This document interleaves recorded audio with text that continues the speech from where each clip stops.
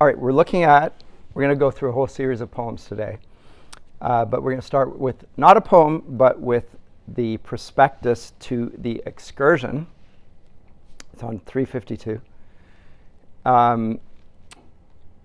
We left off last time looking at the lyrical ballads and concluded with Tintern Abbey. I take the prospectus to the Excursion as a sort of the equivalent to what Milton does in Paradise Lost at the beginning when he gives his argument for his subject matter and so forth. You'll hear the echoes of Milton in this.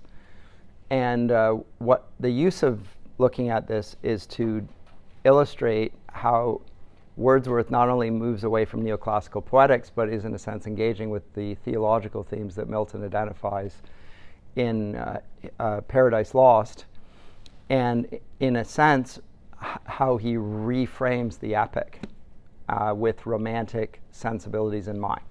That's what the prospectus does. Now, the prospectus is to the Excursion, which was going to be his sort of a working up towards his grand epic, which he never wrote in the end. What he did write was the prelude, which was also it's the prelude to writing the grand epic. He had a lot of working up to the grand epic which then never came. The prelude ended up being it. But this was one of the first forays into his epic. Here it's just the epic framework. And it's useful with that in mind, I think.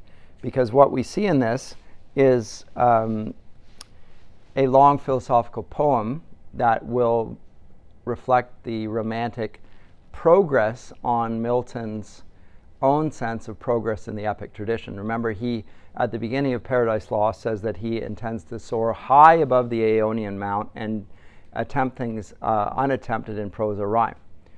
Yet unattempted. So he's going to put the Greeks and the Romans in the shade, as it were, because he's going to tell of man's first disobedience, the fruit of that forbidden tree which brought death into our world and all our woe with loss of Eden, etc., till one greater man restore it. So he's going to talk about biblical subject matter, but he's going to make the epic a vehicle for the Christian story.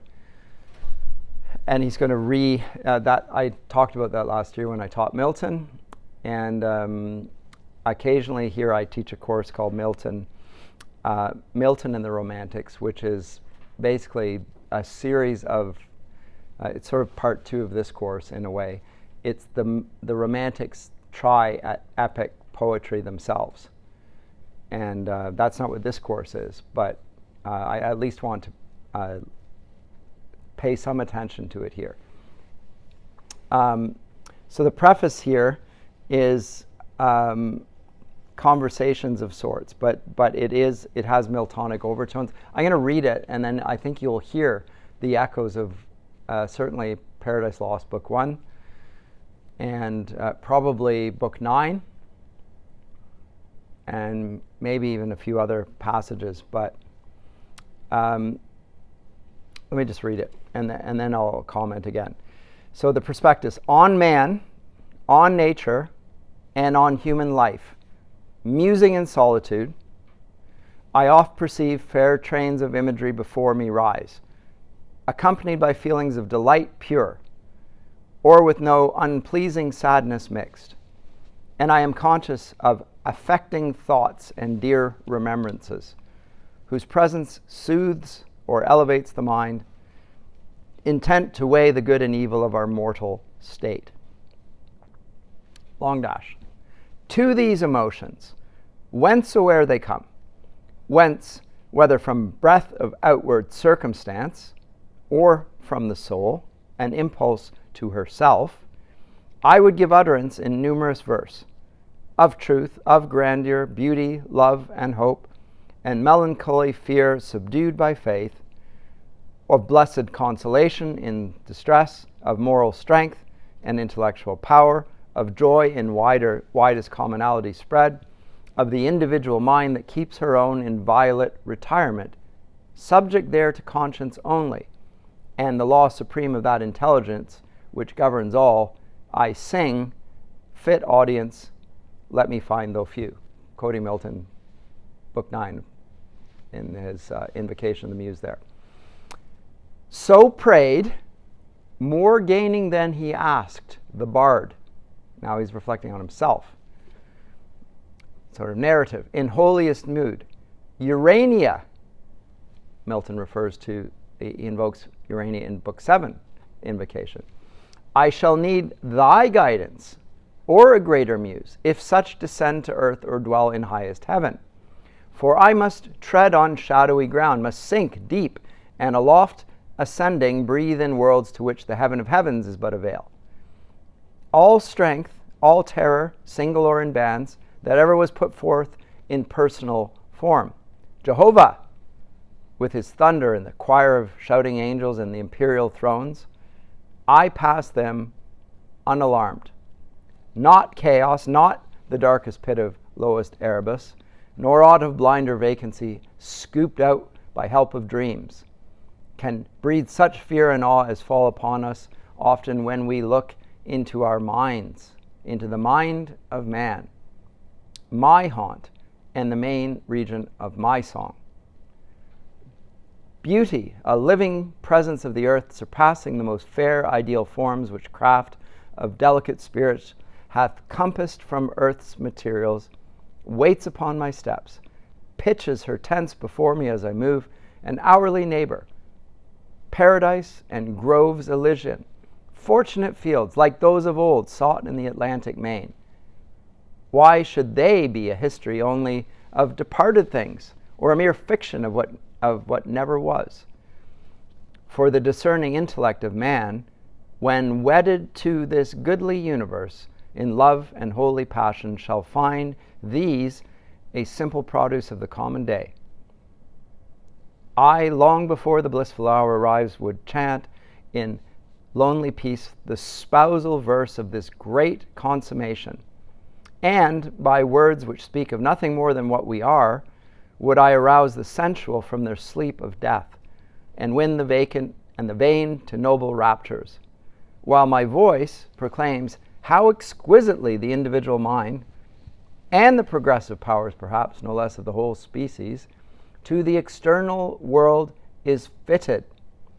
And how exquisitely too. Theme this but little heard of among men.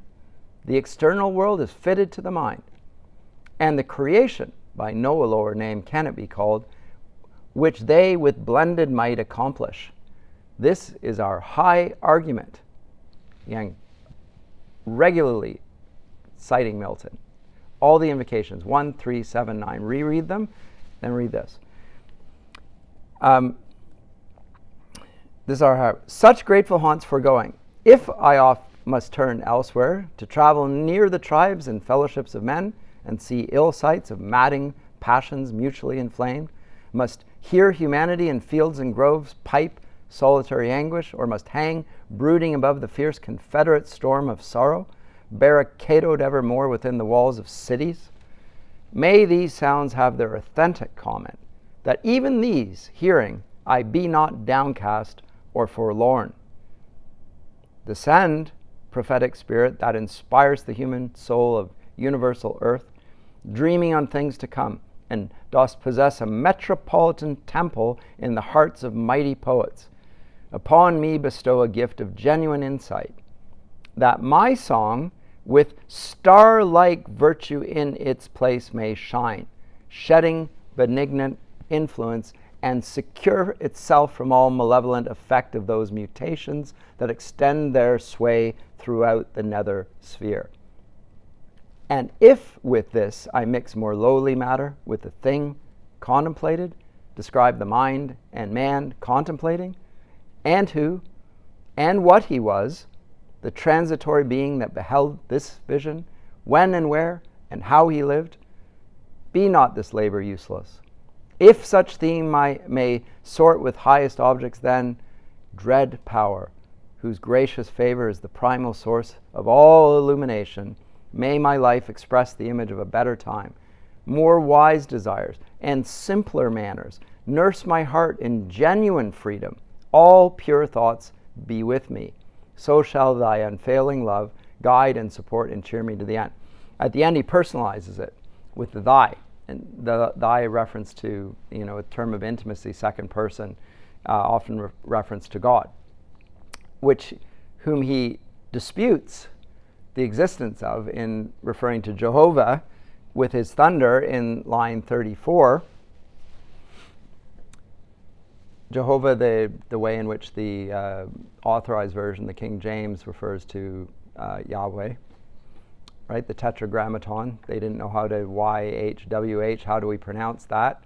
They put in some vowels there, and so we get traditionally Jehovah. Modern translators don't do that anymore. I don't know why, to be honest. They stick with Jehovah. You have no idea how it's pronounced. For the Jews, they don't know either, which was why they don't pronounce it. They call it Hashem, the name, right? So, and we put some vowels in there, and it's Jehovah. And oh no, it can't be Jehovah. No, but it's now understood that Jehovah is a reference to God, and I have never understood why Yahweh is better than Jehovah. What's the difference? Old songs sing of Jehovah. It's the personal name of God. And he says this as put forth in personal form. He passes those unalarmed. So this is and he repeatedly has indicators here that this epic is progressive, and the progressive powers of the mind of man. So it is in some ways, although we use the word progressive now for political stances and so forth, this is more properly speaking progressive in the sense that he actually genuinely believes in the development in something like, this is a proto-Darwinist thinking. This is before Charles Darwin, but the idea of the human race developing intellectually, very much a part of Whig historiography as well. So in this day, there's a story that is told of European history, which is the march of progress. Very much of an 18th century invention, by the way, this idea of progress. Very much at odds with the historic Christian take on the humanities, on education in general. The aim of education, says Milton, is to restore the ruins of our first parents. How? By learning to know God aright. So it's a recovery of what was lost. There's paradise. We've lost that. We've been thrown out of it. How will we recover what has been lost in the fall? How will we restore what's been lost? That's the aim of education. It's a restorative, it's a very conservative project, if you will. Although it's progressive in the sense that you can restore more and more and more, and you can build on that. But you can't gain more than what was given originally. Or you can, but how will you know what you conceive of as new is actually not going to be built on sin? So yes, you can. We didn't have nuclear physics. Jesus did not know nuclear physics. Adam did not know nuclear physics. The principles behind it he most certainly would have known. Would he have decided to go down the road of nuclear physics if he had known? I don't know. But that will be one of the indicators of intellectual progress, is technological devices. The exploitation of nature will be signs positive of the grand march of the intellect. It's what the sciences will hold up. That's why everybody is pursuing STEM subjects and not humanities anymore, because they want to make progress, they make money in it. There's a lot of money in exploitation of the Earth's resources and so forth, even while we're in the midst of an environmental movement, so-called.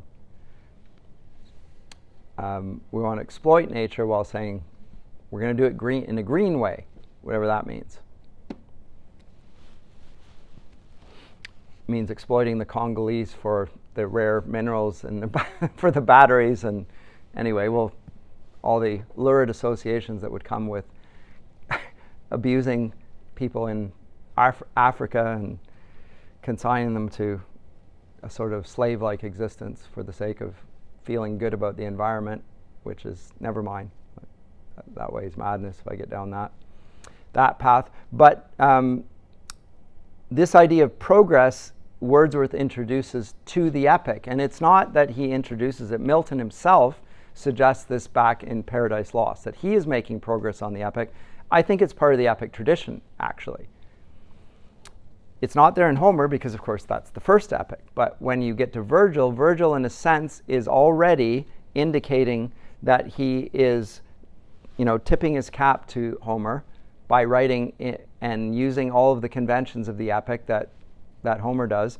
And yet he is, in one epic, referring to the two epics of Homer. I sing of arms and a man. He's going to sing of the Iliad and the Odyssey. And when you read the Aeneid, it starts with the Odyssey, the first 6 books, and then the second 6 are the Iliad.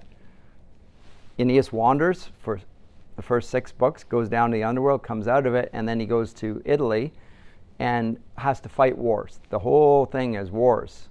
And so here's Virgil doing in one book, 12 books actually, what Homer takes 2 times 24 to write. So there's a sense of the superiority of succeeding things, but it's built on the foundation. So it's progressive in that sense. Milton is doing the same thing, except he's saying that his is far greater because it comes from the true God, the one true God, and the story that is told in Holy Writ. How is Wordsworth going to outdo that? You can't outdo Milton.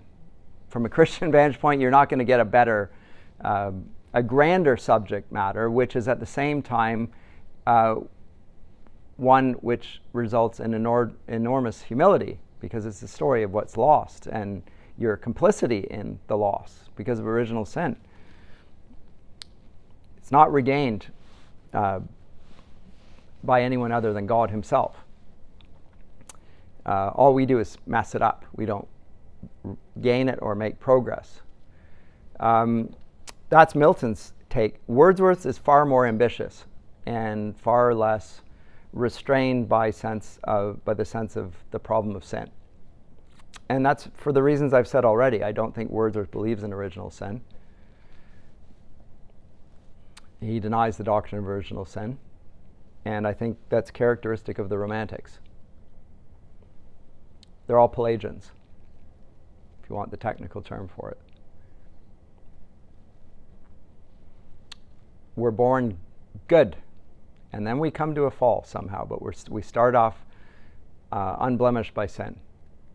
If that's the case, so here's the question: how do you resolve this? Here's the way you frame it. Are we sinners because we sin, or do we sin because we're sinners?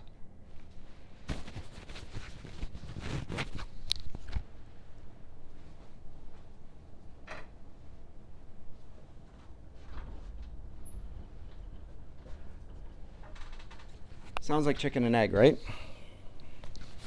What's the difference?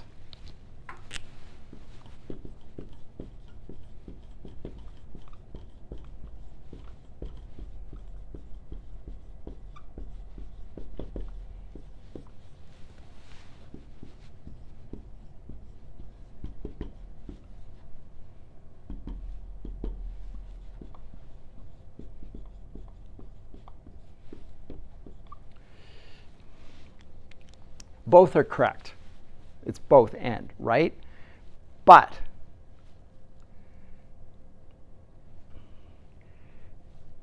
if you don't affirm this one, then you're a Pelagian. The reason we sin is because we are sinners.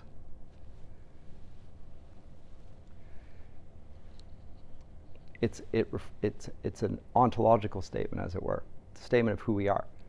We are sinners. That's why we sin, because we are sinners. It's a more radical statement. If we say that we're sinners because we sin, well, Pelagius will say this as well. Oh, sure, we can see signs of sin all over the place. And the reason we do that is because we sin. But there's a possibility that we might not be sinners if we don't sin. There's a possibility, and here that precludes it. And the reason we do is because this is who we are. It's part of our identity. So it seems like saying the same thing in a different way, but you have to hold to this one as a Christian. It asserts the one empirically verifiable teaching of the church, which is original sin. It's your sin nature, if you will. That's how it's put in Scripture sometimes. It doesn't deny the fundamental goodness of man, that we bear the image of God. To bear the image of God, by the way, is to say that we are, it's a phrase used in the ancient world to describe kings and queens. The kings and the queens bear the image of God. All the other people are slaves, but the kings and the queens bear the image of God. In Genesis, it refers to Adam and Eve bearing the image of God. Now, if we're all descendants of Adam and Eve, it says that we're all kings and queens, not of Narnia, but of this world. There's a royalty to being a human being. It's a high praise. At the same time, the king is a sinner. Wordsworth would agree with this. We're sinners because we sin, but the reason we sin is because of other people. And if we were left to our own devices in the presence of nature, we wouldn't do that anymore. We just need to get closer to nature. And that what is sin? Well, it's a loss of the primal unity between man and nature. We get closer to nature, go back to nature, and away from the oppression of cities and civilization, and we get closer to a unfallen existence. That's the progress. Progress is going back to a primitive existence. You want to know where the environmental movement begins? It's right here.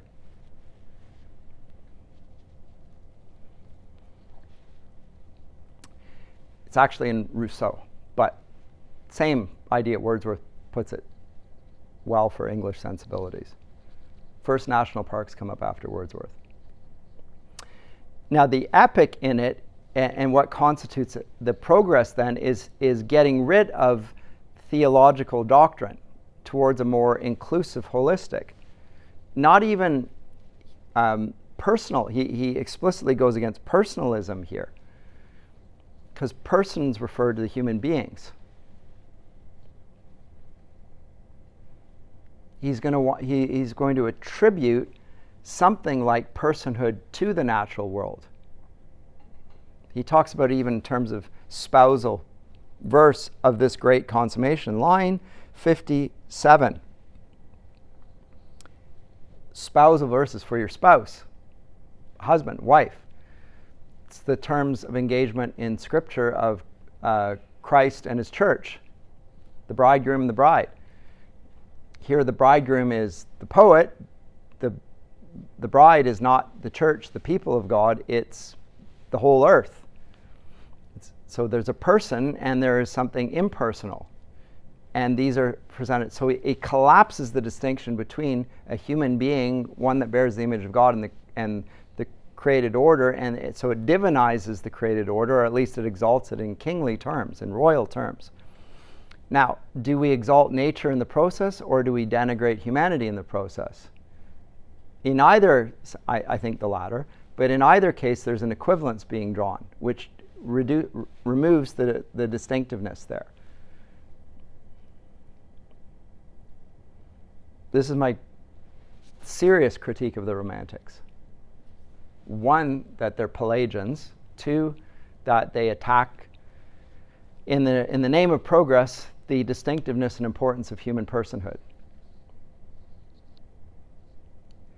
Three, they see revealed religion as an opponent to this, and spirituality is the means of progress upon revealed religion. Never mind as he says, everything that was ever put forth in personal form, Jehovah with his thunder, the choir of shouting angels, and the imperial thrones, I pass them unalarmed. Very brave man. But he will be citing, as I say, he has Milton in his head here, and the four invocations. Read the four invocations. So book 1, first 26 lines. Book 3, I don't know how many it is, 48, 50 lines. Book 7, not that many, and then book 9, about 50 lines again. And you will hear the echoes all over the place. So he is thinking of invoking the muse. Remember, the muses are the goddesses of memory. But Wordsworth is not appealing to them as memory. It's not pulling back from the past. For him, it's an inspiration to go forward, not to tell a tale that's been told and bring it to his memory, because no, it's not a past thing that he's recovering. It's a look forward. So prophecy in Scripture always has the sense of pointing back people to the Decalogue. and forthtelling the truth, as well as foretelling. Here it only has foretelling. It's all forward-looking and there's no backward-looking. This is the beginning of progressivism. Or at least it's a poetic expression of it, which then comes to characterize the modern education system, where we don't want to hold on to the inherited wisdom and knowledge of the past, whether we're indigenous or Christian or Muslim or whatever. We don't want to hold on to that ancient wisdom. We want to look forward to new types of knowledge, particularly associated with John Dewey. But there are many actors in that play. But the theme is the way in which the external world is fitted to the mind. It's an empiricist description. Because the external world, do you mean by that the physical world? His terminology is very vague. Again, as he said in defense to Coleridge, I never cared a jot about theory. You don't care about conceptual clarity.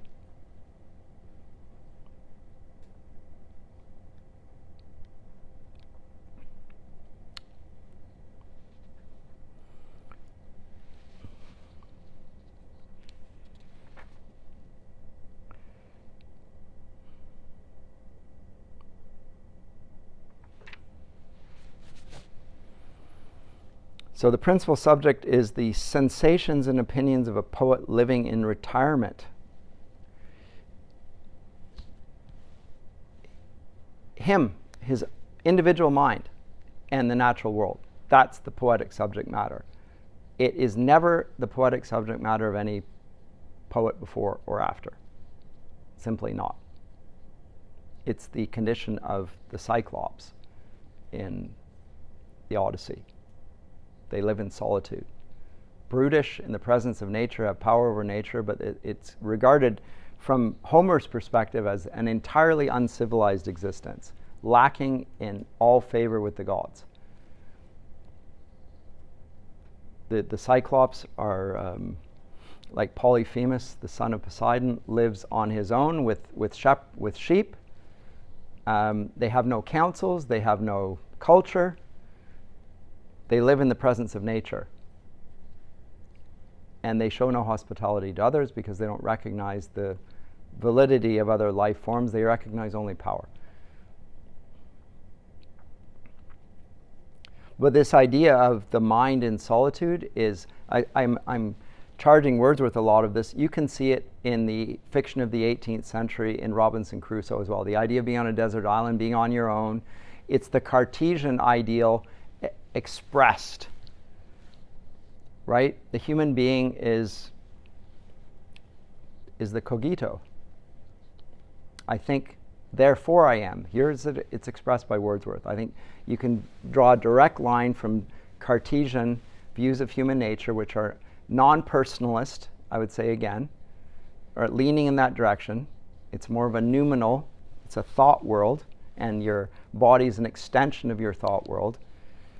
And it's just giving an external world to it, just appending it to it.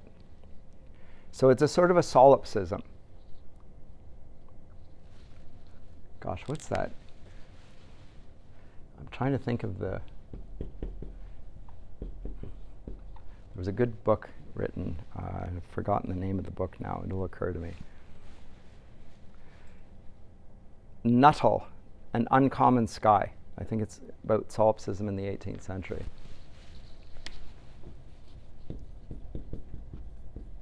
Good scholar.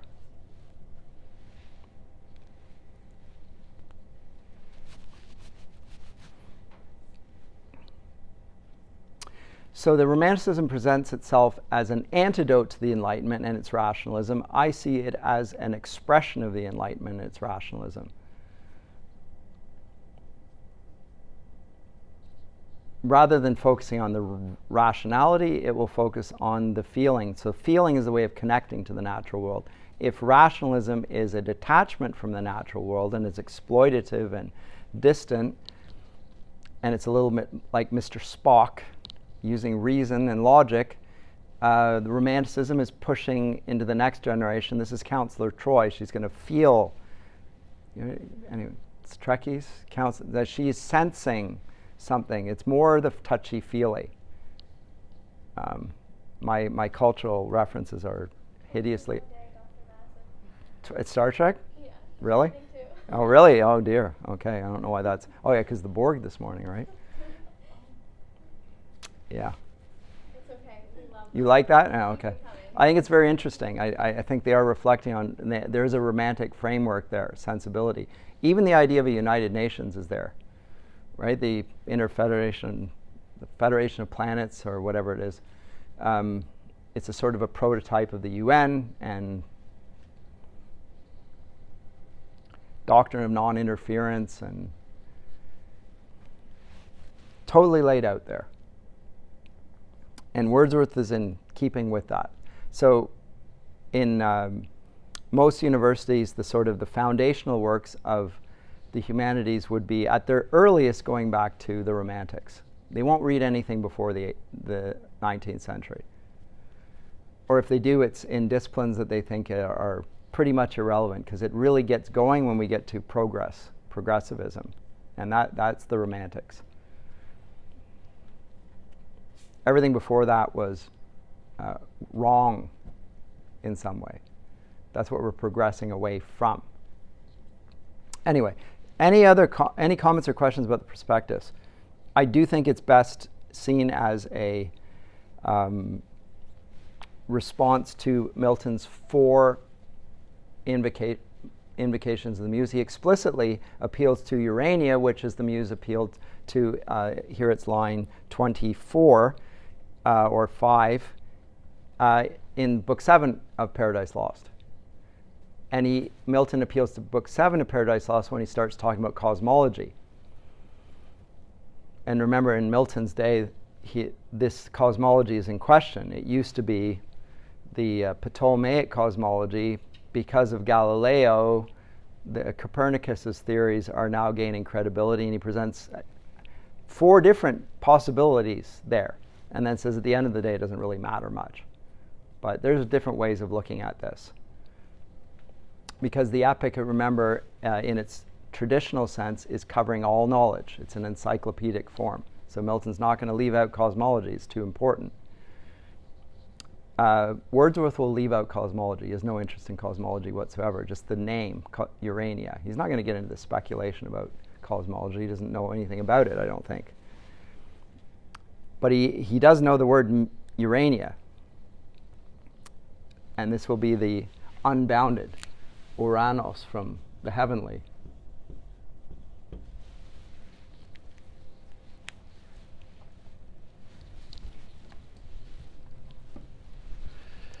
Anyway, any other? Note that he doesn't talk about hell. He talks about the lowest Erebus or so forth. He gets rid of the connotations there, the moral connotations, and speaks more of the term of the Greeks use of the underworld. No? Okay. Well, let me move on then. And what did I put down for us to look at next?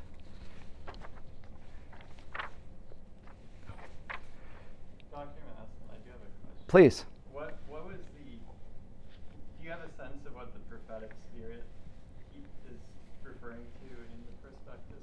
What that is? What line is this?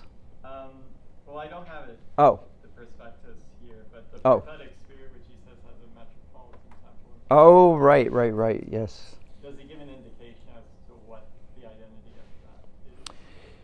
So the Metropolitan Temple is line 86. In the hearts of mighty poets. Again, no, he doesn't really. It's the spirit of prophecy. Human soul of universal earth. Descend, prophetic spirit that inspires the human soul of universal earth. Now he's giving a soul to the what is universal earth even? These are terms. These are contraries in a sense. The earth. I know what the earth is, universal earth, well, that's everything. Or maybe it's back to the Uranos, okay? But these don't seem to fit, but you're conflating them. And then you're attributing a sort of human attribute to this that inspires the human soul of universal earth, dreaming on things to come, and does possess a metropolitan temple in the hearts of mighty poets. Well, metropolitan is one of the titles that is used in the Eastern Orthodox Church. It's a metropolitan is a bishop of high standing. Well, now we have the bishops of the human race, the poets, speaking with ecclesiastical authority over nature. So he's regularly making Christian references without Christian meanings. And I think that's the only place that it gains any potency, actually. I think if he didn't make the Christian references, say to Milton, we would have no idea what he was talking about. Because you're confusing categories all over the place, but at least we recognize the categories, and when you put them together, we can see what you're doing there. But we still, on their own, they make no sense, other than they're messing up what's clearly defined here, and now you're conflating them, which...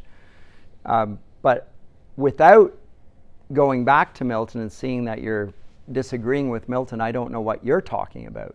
I can see you're not agreeing with Milton.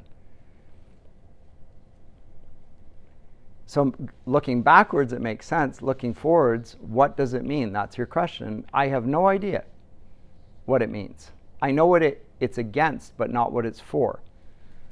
That's the problem. And I would say that's true of the progressivist agenda, full stop. I know what it's against, but I have no idea what it's for. And that's because I don't think it's for anything. It's for what it's against. So it's a wholly negative project. But if it presented itself as in that negative term, nobody's going to get on board with it. That's bad. That's bad propaganda. Good propaganda is we're making progress. Going forward.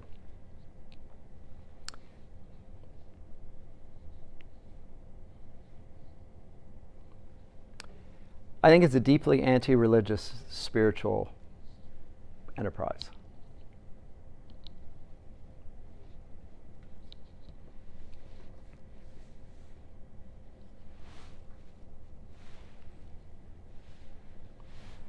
Incomprehensible on its own, requiring Christian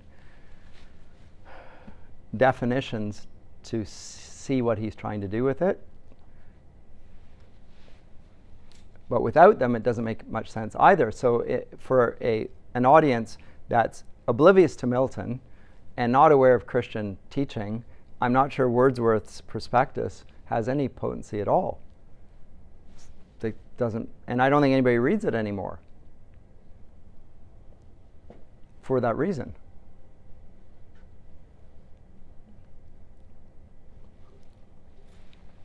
So when Wordsworth and Coleridge are in the Victorian Church regarded as bringing a new spiritual movement into the church, which there's some testimony to that, especially amongst the young, who are influenced by the politics of the French Revolution and so forth. The question is he actually reviving Christianity or is he destroying it? Well, on the basis of this, he's destroying it, just on the basis of this. I wouldn't say that that's wholly true across the board, but in this, it's one of his strongest and most objectionable statements. Again, this is 1798. He revises it in 1814. But this is the same year as the lyrical ballads. So that's interesting. So just context. Okay. So I didn't really answer the question, but because I don't know the answer. I don't know what he's talking about exactly.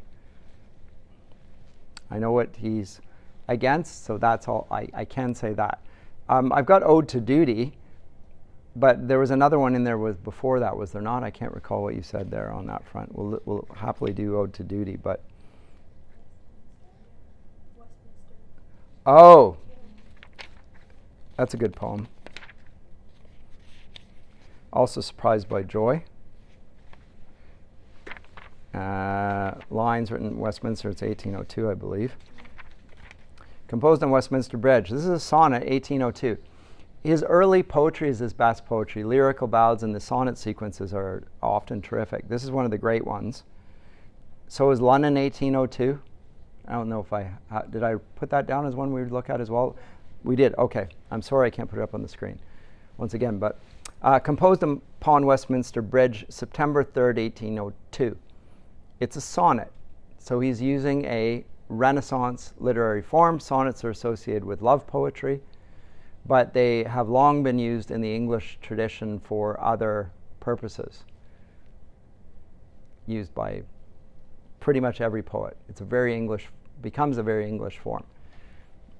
By 1802, I think Wordsworth is already getting a little bit jittery about his revolutionary politics and is just sort of retreating a little bit backwards. But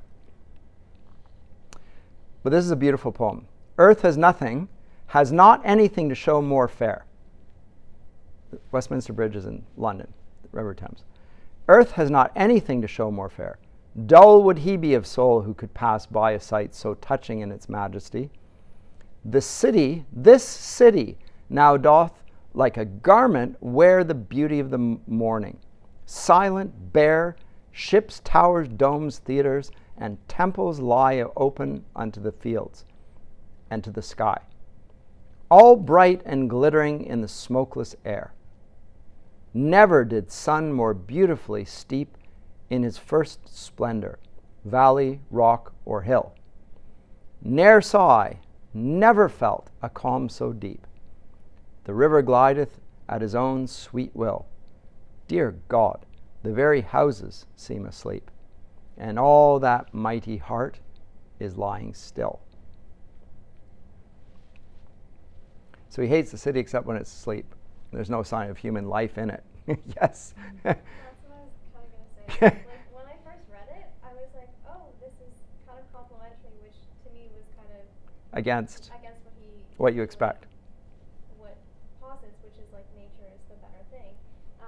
But also it's kind of ironic because a whole bunch of like London is supposed to be dull and gray and like kind of not the best scenery out there, and so it's just really funny that he lists all these things as like glittering and amazing, and to me that just seems very ironic because London is often painted in like a very kind of gloomy atmosphere. Well, Blake and Dickens and others give us that set, right? And there's no life in like his poem at all. Like there's nobody doing anything. The towns aren't busy. There never is anybody doing anything in his Right. poems. He's not interested in action. Yeah. Just funny. It's odd. Yeah. He uses poetry for narrative, although he writes lyrics. And lyrics are usually, personal to somebody, but his lyrics are not to somebody. They're about nature, so they end up narrative about his own mind and so forth. But yes, it's a beautiful. It's paying tribute to the beauty of the city, which is dressed like a bride. I mean, it's clearly reference to the Book of Revelation. The heavenly Jerusalem come down like a bride beautifully dressed for her husband. Right? The city now doth like a garment wear the beauty of the morning. Okay, but there is no life in the city. There's no sound. There's no smoke. Nobody's up. So Wordsworth's up in the morning, and he's up before any soul has risen from their beds, and their chimneys aren't even on yet. So he's up, and he gets to see the sun come up, and it's glorious, beautiful day.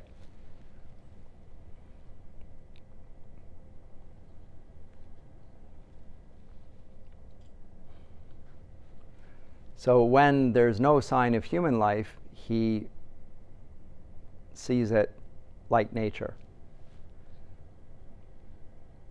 which he reveres all over.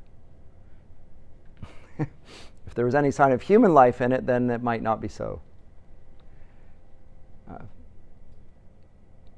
well received.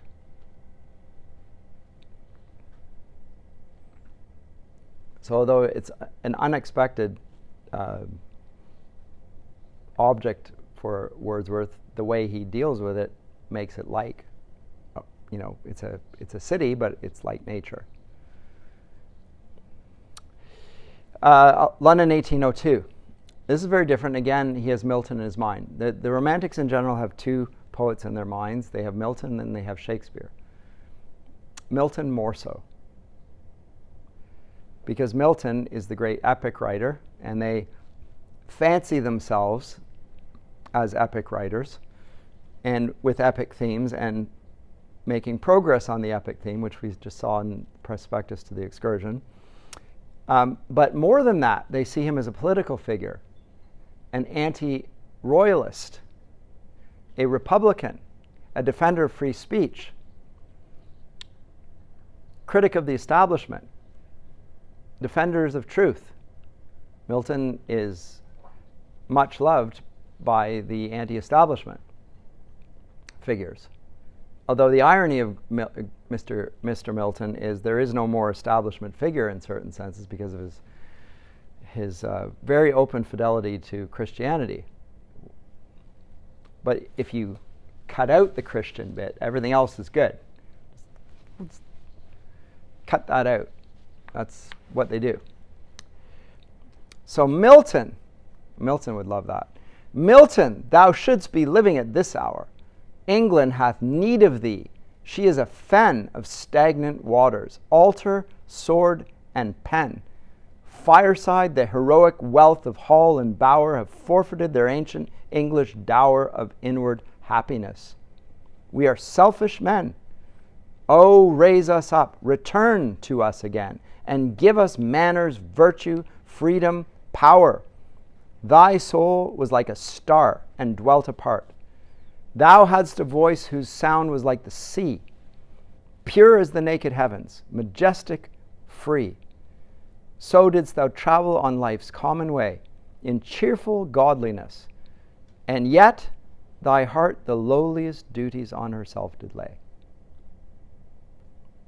Great tribute to Milton, and an appeal, very traditional appeal to the great man. And men, where are the men like Milton? We have need of them.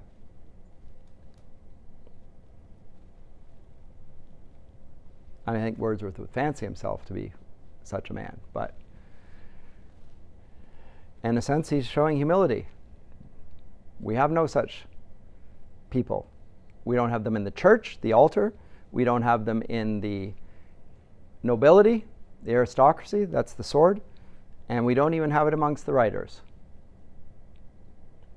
Pen. And they have forfeited their ancient dower of inward happiness, connected with liberty, conscience. 1802 is right in the middle of Napoleon marching through Europe. Context is important. And the English are not able to rouse themselves to put down Mr. Napoleon. Not enough in them. Dower is the dowry, the inheritance that they get from past generations. Inward we're selfish. The context here as well, which is very interesting, who else is living at this hour in England, along with Mr. Wordsworth? William Wilberforce, I would say, who speaks of manners, virtue, freedom, power, calling for the abolition of the slave trade. Nobody's listening to him. Wordsworth's not appealing to him.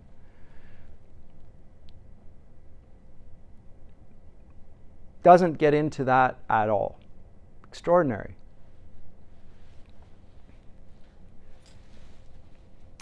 Worried about the threat of Napoleon, but not worried about the other things. During the Napoleonic Wars, by the way, nobody's listening to Wordsworth or Wilberforce.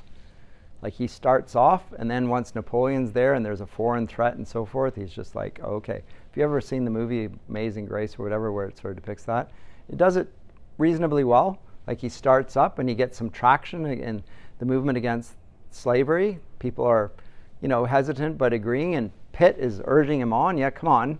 I want you to do this. This is your task. But once the war comes along, it's like, we're not going to try and abolish the slave trade and undermine our own financial viability while we're at war with an enemy that can take the whole country. You're going to have to, I'm putting you in, nobody's listening to you. Once the war's over, okay, come back.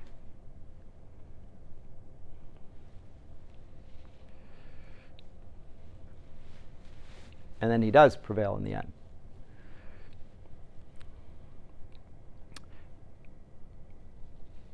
We don't know where Wordsworth's sympathies lie on this front, but he is, I think the sense there is of the foreign threat of Napoleon, which moves, since Napoleon is the head of the French army, it's becoming politically dangerous to be an ally of the French Revolution in England. You don't want to be perceived to be a traitor to your nation's cause. Milton is never accused of treachery, although I guess they did execute the king, but not on behalf of a foreign power. So, anyway. And we could, I'll read one more from that sequence because I love the whole sequence here. I'm tempted to do two more, but anyway. The very next poem. Great men have been among us, hands have that penned. It's good because what it illustrates is a grand English awareness of a legacy. This is where Wordsworth is slightly contradicting his prospectus. Great men have been among us, hands that penned and tongues that uttered wisdom. Better none.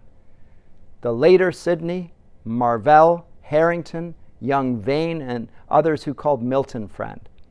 These moralists could act and comprehend. They knew how genuine glory was put on, taught us how rightfully a nation shone in splendor, what strength was, that would not bend but in magnanimous meekness. France, 'tis strange, hath brought forth no such souls as we had then.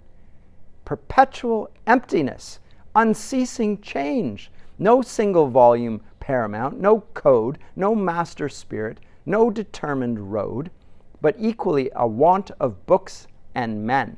Okay, this is just an anti-French tirade, right? Political. What do the French ever do? Right? Well, in younger days, Wordsworth was in France during the French Revolution. I want to mention that now.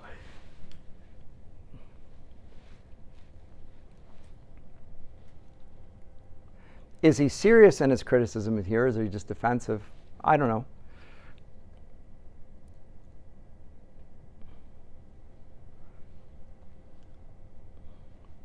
But the characters that he is citing here range from the Elizabethan Sidney, Sir Philip Sidney, I assume, Andrew Marvell, Republican side, Harrington, young Vane, others are called Milton friend. So again, the Republicans. Those are English Republicans as opposed to the French Republicans. And the French Republicans are different than the English Republicans. He's suggesting he's with the English Republicans, but against the French Republicans. Because that's what Napoleon is doing. He's going around. 1802, he's actually crowned Holy Roman Emperor, is Napoleon, by the Pope. And he goes around with an army, conquering, bringing about the French Revolution by force of arms to every country in Europe. Very different. One final one. It is not to be thought of that the flood. It's quite the title. Again, these are all sonnets. It is not to be thought of that the flood of British freedom, which to the open sea of the world's praise, from dark antiquity hath flowed with pomp of waters unwithstood, roused though it be full often to a mood which spurns the check of salutary bands, that this most famous stream in bogs and sands should perish, and to evil and to good be lost forever. In our halls is hung armory of the invincible knights of old. We must be free or die who speak the tongue that Shakespeare spake. The faith and morals hold which Milton held. In everything we are sprung of earth's first blood, have titles manifold. Now compare that to the prospectus to the Excursion.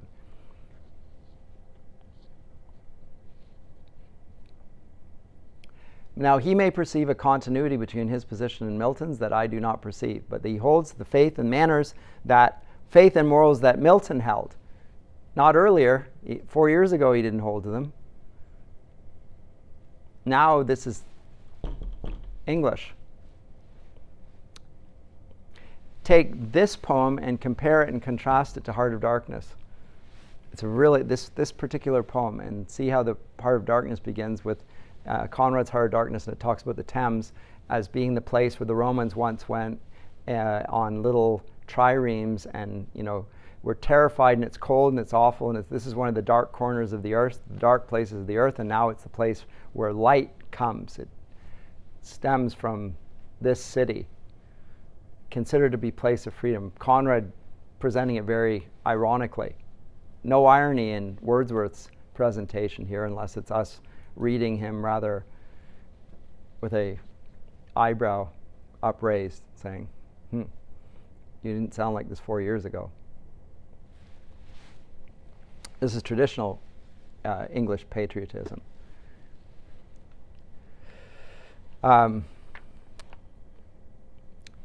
Anyway, I just wanted to cover it because I think it's a great poem and needs to be. Now, I had Surprised by Joy. I'm going to read this as well before going to the Ode to Duty. This is on page 349, if you have it in your books here.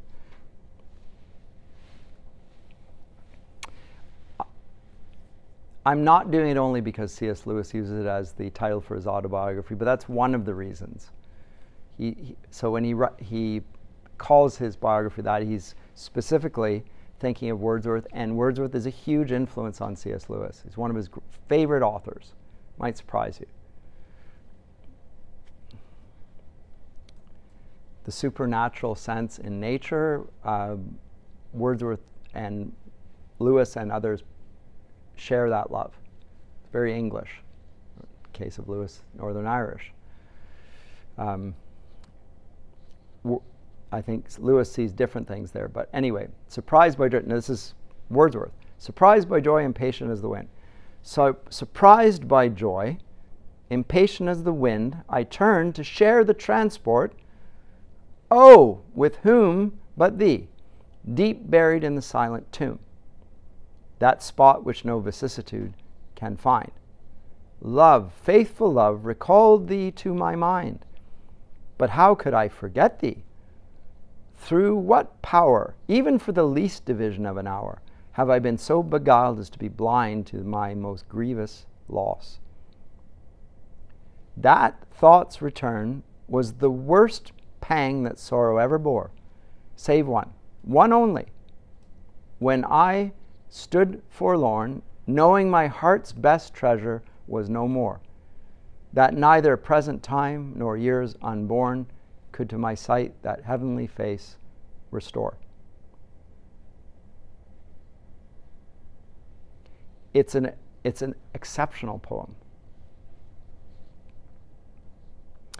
It begins, the title is Surprised by Joy, and yet it's actually about loss.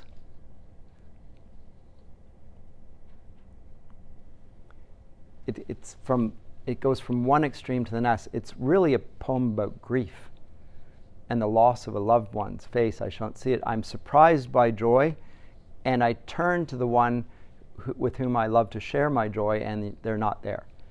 And so it's all about loss. So in the juxtaposition of the two is what gives it such power. Note again the characteristic long dash throughout.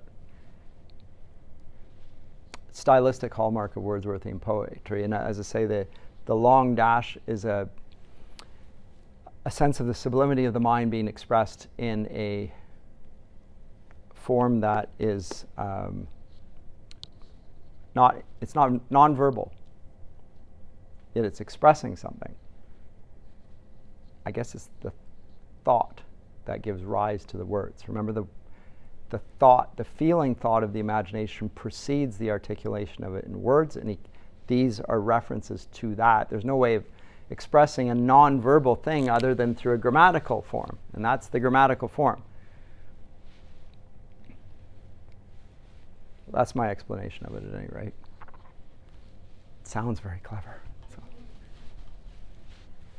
So. I think that's it. The long dashes, you don't find them, they're certainly not a classical way of organizing. And so then you get a thought and a thought and a thought, words connecting disjointed thoughts, and we start moving towards stream of consciousness. So a wholly internalized landscape, which then comes to characterize 20th century novels like Virginia Woolf. It's all stream of consciousness. There's also like colons and then long dashes. Right. Which is kind of Redundant. There's a sort of a stop here, but then there's yeah. So it's connected and yet disconnected. It's like, okay, so you're really mixing me up now. But novels will be written in this form. I can't stand them myself. It's not my cup of tea at all. So I try not to lead any discussions of them or complain about them, because I think C.S. Lewis is right that if you don't like something, you shouldn't teach it. Leave it for somebody who likes it and can commend it and do it a good service. If you really dislike it, I can critique it, but I think that's not, you don't need that. You can dislike something well on your own without me giving you reasons why I don't like it either. I do like Wordsworth. Ode to Duty. I want to read this because it's not what you would expect. Actually, several of these sonnets are not what you expect. So there's a big shift from his early stuff, lyrical ballads, and then the prospectus, and then by 1802, only 4 years later, a big shift. And again, it's political events. Napoleon marching, crowned emperor. I think it's a political threat, and suddenly French revolutionary sentiments are very dangerous. You don't want to be accused of being un-English when England is at war with France. You don't want to have sympathies with the spirit of the French Revolution when the spirit of the French Revolution now has an army and it's threatening your very country.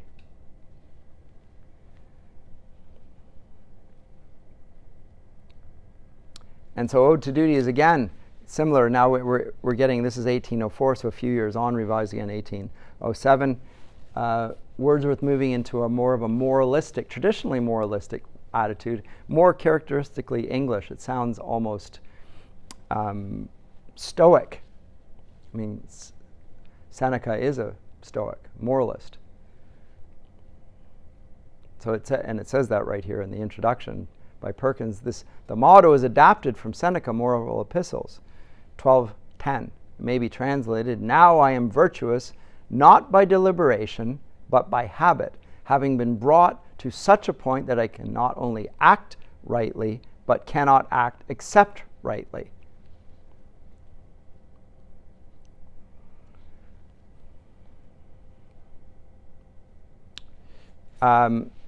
Perkins' comment. The poem is somewhat unexpected in Wordsworth at this period, being difficult to associate with the prelude, on which he was spending his main effort. But it has affinities with earlier utterances, such as Resolution and Independence, I'm not reading that, or the Brave Fortitude of Michael. It shows the influence of Roman Stoic philosophy, which held that absolute moral law pervades the cosmos. The divine logos is there in Stoic philosophy. They appeal to the logos as well, but they mean it more as the Tao.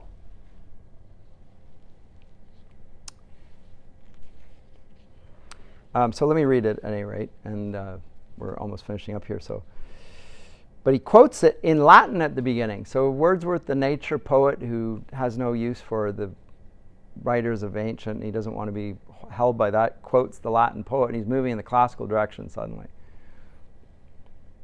This is not an unschooled man. He went to Cambridge, after all, after his grammar school education. So, Ode to Duty, stern daughter of the voice of God. O duty, if that name thou love, who art a light to guide, a rod to check the erring, and reprove, thou who art victory and law when empty terrors over all. From vain temptation dost set free, and calm'st the weary strife of frail humanity. There are who ask not if thine eye be on them, who in love and truth, where no misgiving is, rely upon the genial sense of youth. Glad hearts, without reproach or blot, who do thy work and know it not. Oh, if through confidence misplaced they fail, thy saving arms, dread power, around them cast. Serene will be our days and bright, and happy will our nature be, when love is an unerring light, and joy its own security. And they a blissful course may hold, even now, who, not unwisely bold, live in the spirit of this creed, yet seek thy firm support according to their need. I, loving freedom and untried, no sport of every random gust, yet being to myself a guide, too blindly have reposed my trust. And oft, when in my heart was heard thy timely mandate, I deferred the task, in smoother walks to stray. But thee I now would serve more strictly, if I may. Through no disturbance of my soul, or strong compunction in me wrought, I supplicate for thy control, but in the quietness of thought. Me this unchartered freedom tires. I feel the weight of chance desires. My hopes no more must change their name. I long for a repose that ever is the same. Stern lawgiver, yet thou dost wear the Godhead's most benignant grace. Nor know we anything so fair as is the smile upon thy face. Flowers laugh before thee on their beds, and fragrance in thy footing treads. Thou dost preserve the stars from wrong, and the most ancient heavens, through thee, are fresh and strong. To humbler functions, awful power, I call thee. I myself commend unto thy guidance from this hour. O let my weakness have an end. Give unto me, made lowly wise, the spirit of self-sacrifice, the confidence of reason give, and in the light of truth, thy bondman let me live. So the ode to duty is really an ode to a sense of duty that he naturally lacks. I think he's not a man that we would expect this sort of poem from. He's somebody who is probably whimsical. He's more does things on the spur of the moment, and probably just based on his poetic expressions is more given to spontaneity and less regimented, orderly. Here he checks himself. It's a note to himself as much as anything. And he speaks about how wonderful when the young people do love and truth and rely on that sort of strong sensibilities to do the right thing and have no need of regiment to do it. That's great, but that's not him. There's a sense of the innocence and experience he needs more order and discipline. So it's an ode to it. Now, an ode is a song. It's an invocation, often dedicated to a god of some sort, and that's really, he cites that right at the beginning. Stern daughter of the voice of God. Speaking it to it in that sense, very much in keeping with some sense of moralism. You don't usually associate Wordsworth as a moral poet per se, but this one certainly is. But if you read the prelude, Perkins is right. This is so the prelude sounds a lot like the prospectus to the Excursion, very much in the same vein. And this then seems a very odd poem to write alongside that. So Wordsworth is a complex figure. I think that's fair to say. I went over a great deal there. I'm going to spare you, but this is, you can look at this afterwards. I don't think I have it as a listed poem. I wandered lonely as a cloud. I'm not going to read that one, but